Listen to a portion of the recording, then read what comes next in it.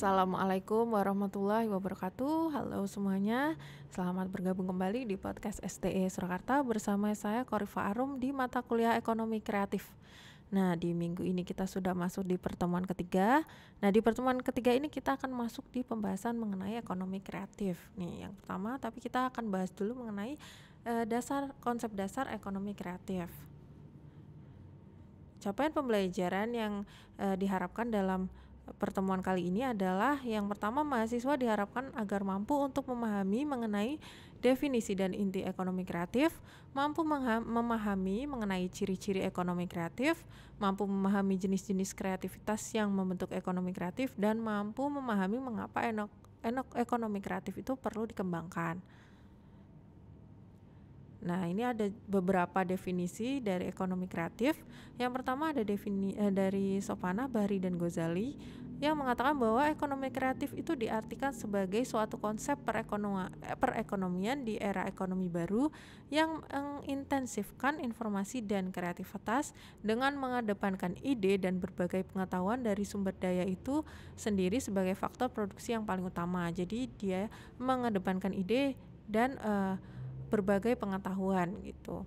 Kemudian ada dari United Nations Conference on Trade and Development. Ini ekonomi kreatif merupakan sebuah konsep ekonomi yang berkembang berdasarkan aset kreatif yang berpotensi menghasilkan pertumbuhan dan perkembangan ekonomi.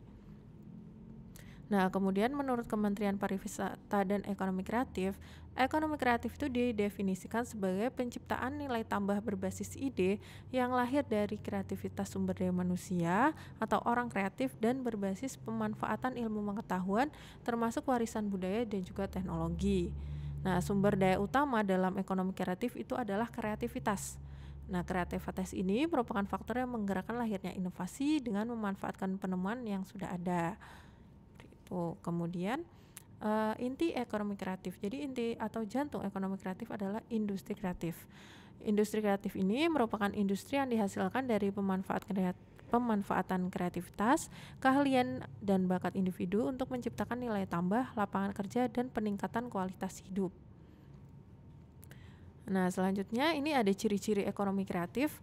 Jadi ciri-ciri ekonomi kreatif itu yang pertama adalah kreasi intelektual. Ekonomi kreatif menekankan pada kreativitas. Oleh karena itu, kreativitas dengan keahlian sangat dibutuhkan dan sebisa mungkin perlu ditingkatkan. Kemudian ciri yang kedua itu mudah digantikan. Jadi pada dasarnya produk itu memiliki siklus hidup yang cukup singkat. Sehingga kreativitas dan inovasi perlu dikembangkan terus sehingga tercipta produk-produk baru yang mengikuti perkembangan aktivitas ekonomi dan bisa diterima oleh pasar dan bermanfaat bagi konsumen. Kemudian ciri yang ketiga itu penyediaan langsung dan tidak langsung. Jadi produk-produk kreatif yang telah dihasilkan dapat dipasarkan secara langsung kepada konsumen atau dapat juga dipasarkan secara tidak langsung, misalnya melalui iklan atau endorse seperti itu. Kemudian butuh kerjasama. Jadi dalam industri kreatif diperlukan hubungan kerjasama yang baik antara pihak yang bersangkutan, misalnya antara pihak penguasa dengan pemerintah yang mengatur kebijakannya. Kemudian berbasis pada ide. Adanya ide atau gagasan sangat diperlukan terutama dalam pengembangan industri kreatif. Penciptaan produk baru biasanya dilakukan dengan berbasis pada ide baru. Kemudian ciri yang terakhir itu tidak terbatas. Jadi tidak ada batasan dalam penciptaan produk. Inovasi dan kreativitas itu akan terus terjadi dan tidak memiliki batasan yang pasti.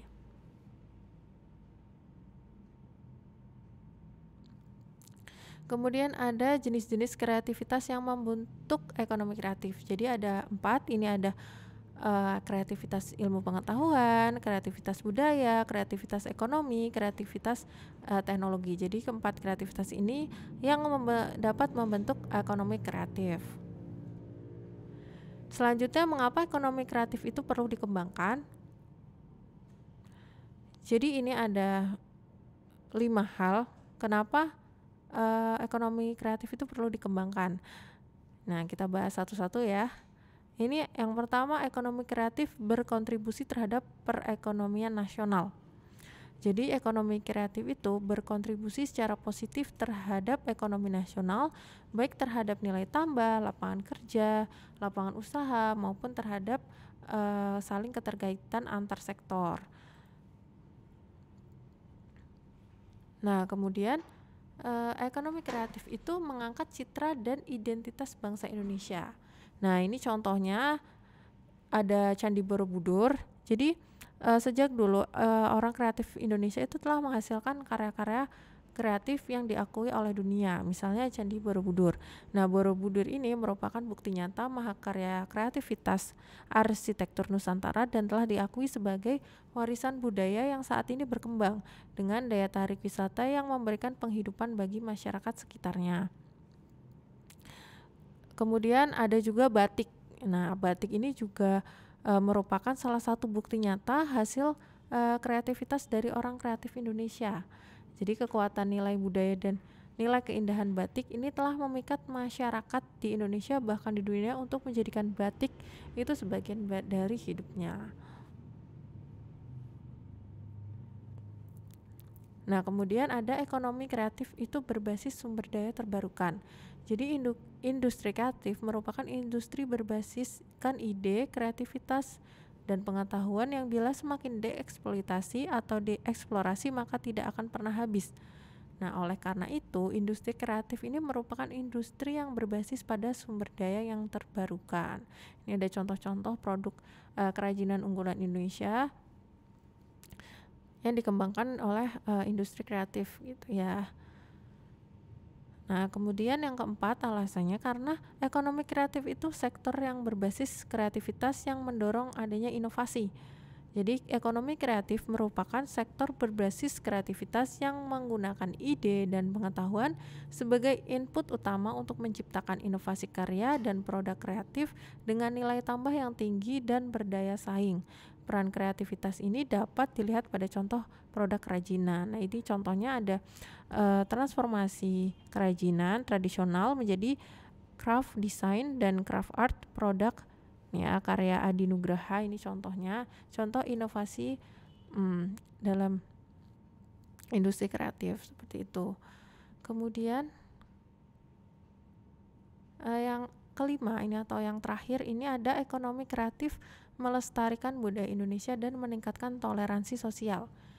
Jadi pengaruh ekonomi kreatif itu tidak hanya terlihat dari sisi ekonomi saja, tapi juga memberikan dampak sosial bagi masyarakat Indonesia karena melalui konten kreatif dapat dikemas nilai-nilai moral dan budaya yang positif sehingga dapat meningkatkan toleransi sosial di masyarakat sekaligus meningkatkan penghargaan masyarakat terhadap budayanya. Ini ada contohnya adalah keberhasilan Bupati Bojonegoro dalam mengubah persepsi masyarakat di Bojonegoro terhadap seni tayub yang sebelumnya identik dengan foya-foya dan main mata dengan perempuan.